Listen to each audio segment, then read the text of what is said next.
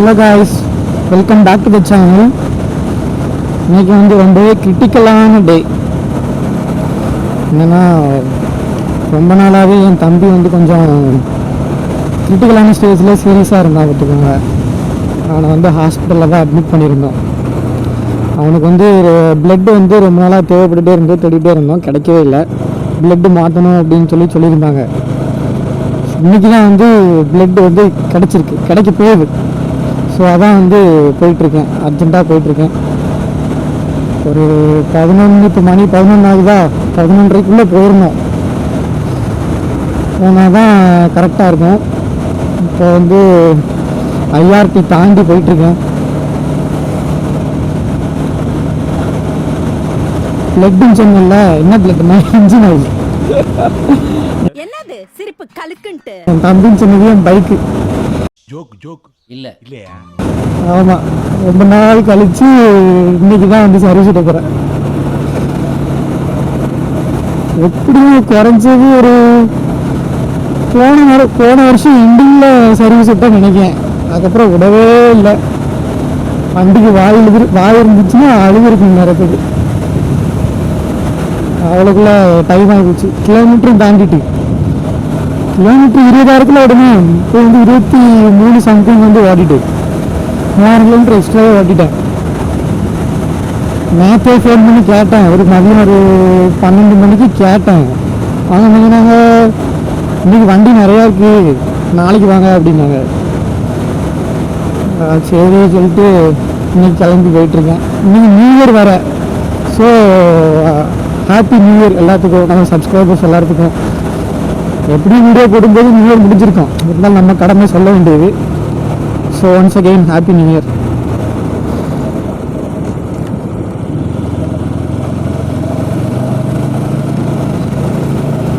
திருநெல்வேலி வண்ணாரப்பேட்டை சுசி பஜாஜ் இருக்குல்ல, அந்த ஷோரூம் தான் போயிட்டுருக்கோம். அங்கே தான் வண்டி வாங்கினேன். 4 சர்வீஸ் விட்ருக்கேன், இது 5வது சர்வீஸ். 4ல் 1 மட்டும் களக்காடு ஷோரூமில் விட்டேன், மற்ற எல்லாமே இந்த ஷோரூமில் தான் விட்டுட்ருக்கேன் ரெகுலராக. இப்போ மணி 11னா எப்படி நம்ம விட போனோம்னு வச்சுக்கோங்களேன், மினிமம் வந்து 3 மணி நேரம் ஆக்கிடுவாங்களே. எப்போயுமே என்ன பண்ணுவேன்னா, வண்டி விட்டு படத்துக்கு போயிடுவேன். நான் பாட்டுக்கு பக்கத்தில் தேட்டர் இருக்குல்ல, அங்கே போயிடுவேன். இந்த டைமும் அதான் பிளானு. பார்ப்போம். விடுதலை 2 தான் ஓடுது, நல்லா இல்லைன்னாங்க. சரி, இருந்தாலும் நல்லா பார்ப்போம், டைம் பாஸ் ஆகணும்ல. வீட்டுக்கு போயிட்டு வர்றதுக்கு இங்கே போயிடலாம், செலவெல்லாம் ஒன்று தான். சரணா ஸ்டோர் பக்கத்தில் போயிட்டுருக்கேன். வண்ணாரப்பேட்டையில் போய் விட்டுட்டு பக்கத்துலேயே பிஎஸ்எஸ் தேட்டர், வாக்கபிள் டிஸ்டன்ஸ் தான், ஒரு கிலோமீட்டர் அந்த மாதிரி தான் வரும். போயிட்டு படத்துக்கு போயிட வேண்டியதானே. 3 மணி நேரம் யார் சும்மா உட்காருதா? நீங்கள் சர்வீஸோட போனீங்கன்னா என்ன செய்வீங்கன்னு சொல்லுங்கள், சரியா? வீட்டுக்கு போகிறீங்களா இல்லை படத்துக்கு எங்கேயும் போவீங்களா சொல்லுங்கள். நல்ல வேலை இந்த ரோட்டெலாம் போட்டு முடிச்சிட்டாங்களே, இல்லைன்னா மழை நேரத்தில் ஒரே சவுதியாக கிடக்கும். போன வாரமாக அதுக்கு முந்தின வாரமாக எங்கள் மாமா விட வரும்போதெல்லாம் இந்த ரோடு சரி மோசம், ஒரே குண்டும் குழியுமாக கிடந்து. எப்படி இந்த அம்மன் குண்டு போட்டால் இருக்குல்ல, புள்ளியாக, அதே மாதிரி புள்ளியாக இருக்கும், சரி காண்டாக இருக்கும். இப்போ ஓகே, பரவாயில்ல, நல்லா இருக்கு ரோடு. அவங்க திருநெல்வேலியில் அந்த பாளையங்கோட்டையில் அந்த ரயில்வே கேட்டிருக்கீங்கன்னா அதுக்கும் இந்த சப்வே படலாம். ஏன்னா அது பீக் டைம், இந்த ஸ்கூல் காலேஜ் டைம்லாம் டிராஃபிக் ரொம்ப ஆகும். நான் ஸ்கூல் படிக்கும்போதெல்லாம் ட்ரெயின், எங்கள் ஸ்கூல் இருக்கிற டைமுக்கு ட்ரெயின் வேணும், கரெக்டாக கேட்டு போட்டுருவாங்க.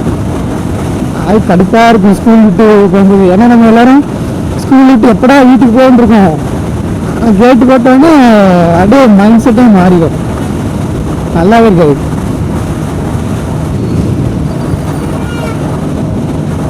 வண்ணாரப்பேட்டை பக்கத்தில் வந்தாச்சு. இந்த இடத்துல அதே தேட்டரு பிஎஸ்எஸ் நல்லா இருக்கலாம். இதுதான் போயிட்டு திருப்பி இங்கே தான் வரணும்.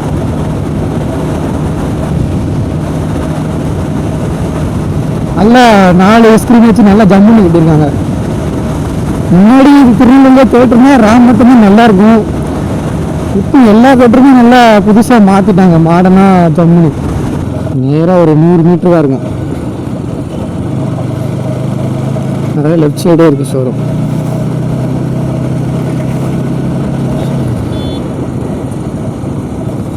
சரி ஓகே கைஸ், ஷோரூமில் விட்டுட்டு என்ன சொல்கிறாங்கன்னு போய் பார்ப்போம். பார்த்துட்டு அப்புறம் முடிவு பண்ணுவோம். எப்படியும் கார்டு நிறைய இருக்கும் அவனுக்கு முன்னாடி, பார்க்கலாம்.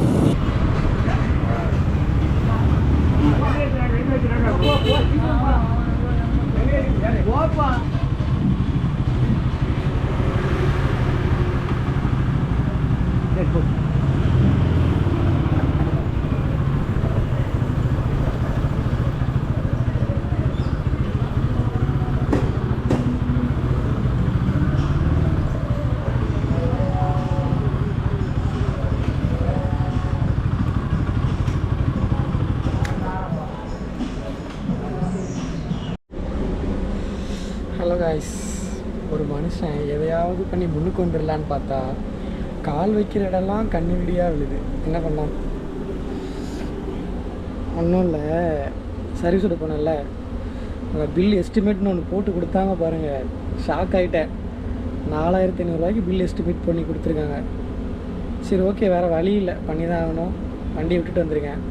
சாயந்தரம் ஒரு 3-4 மணிக்கு போய் எடுத்துக்கலாம். இப்போ வந்து தேட்டர் வந்திருக்கேன், பிஎஸ்எஸில் விடுதலை பார்ட் 2 சிங்கிளாக தான் பார்க்க போகிறேன். பட் இருந்தாலும் கடியாக இருக்குது, தனியாக தான் வந்திருக்கேன்னா. சரி பார்க்கலாம், படம் எப்படி இருக்குன்னு பார்த்துட்டு சொல்கிறேன். யாரை நீங்க சொல்லணும், எதுக்கு நீங்க சொல்லணும்? ஏய், நம்மள நம்பினாட பாஸ்கரனுக்கு போயிட்டு இருக்கான், அவனுக்கு அவனை சுட்டுருவாங்கடா. போய் பண்றோம். ஹலோ காய்ஸ், வண்டியை விட்டு படத்துக்கும் போயிட்டு வந்தாச்சு. ரெண்டுமே வந்து சுமார் தான். வண்டி சர்வீஸும் வந்து அந்தளவுக்கு பண்ணல. வாட்டர் வாஷ் மட்டும் நல்லா பளிச்சுன்னு பண்ணி விட்ருக்கானுங்க. மற்றபடி ரேட் சார்ஜ் வந்து ரொம்ப அதிகமாக வந்து போட்டிருக்கானுங்க. எவ்வளோனா 3327 ரூபா பில்லு வந்திருக்கு. ஜென்ரலாக செக்கப் பண்ணிட்டு அதுக்கப்புறம் ஆயில் சேஞ்ச் பண்ணியிருக்காங்க, ஏர் ஃபில்ட்ரு சேஞ்ச் பண்ணியிருக்காங்க. அது போக வந்து அவ்வளோதான், ஏர் ஃபில்ட்ரு, ஆயில் ஃபில்ட்ரு, அப்புறம் ஆயில் சேஞ்ச் பண்ணியிருக்காங்க. இவ்வளோ தான் பண்ணியிருக்காங்க. 3300 ரூபா பில் போட்டிருக்கானுங்க. சரி, இப்போ வந்து உங்களுக்கு பில்லு காட்டுறேன். அதில் என்னெல்லாம் போட்டிருக்காங்கன்னு சொல்லி பாருங்கள். ஏர் ஃபில்ட்ரு இந்த மாதிரி நிறைய மாற்றிருக்காங்க, நிறைய லிஸ்ட் இருக்குது அதில். ஆனால் அதில் அவசியமாக என்னென்னு தெரில. பட் இருந்தாலும் ஓகே தான். ஏன்டா எஸ்டிமேட் சொல்லும்போது 4500 நான் பயந்துட்டேன். 4500 வீட்டில் அவ்வளோதான், என்ன செருப்பால் அடிப்பாங்க. அப்புறம் வண்டியை விற்றுன்னு எங்கள் அம்மா சொல்லியாச்சு. இதுக்கே 3500 சொன்னேன் எஸ்டிமேட் போடும்போது. எங்கள் அம்மா அதுக்கே வண்டியை விற்றுரு அப்படின்ட்டாங்க. 4500 சொன்னிருந்தேன்னா வண்டியை விற்றே செஞ்சுருப்பாங்க. இதை வேறு எடுத்துட்டிங்களாடா? இது எடுத்துட்டானுங்க. எமோஹா லோகோ இருக்கும், அதை எடுத்துட்டானுங்க போல். நான் வச்சுருந்தேன் அப்படியே, அவனுங்களை எடுத்துட்டானுங்க. சரி ஓகே, பில்லை காட்டுறேன். இதுதான் பில்லு பாருங்கள். நிறையா ஐட்டம் போட்டிருக்கான்ல, 8 ஐட்டம் போட்டிருக்கான்ல. Oil filter, ring, spray, chain glue பண்ணியிருக்கானுங்க. அப்புறம் ஃபில்டரு, ஸ்பார்க் ப்ளக் மாற்றிருக்கானுங்க 2. அப்புறம்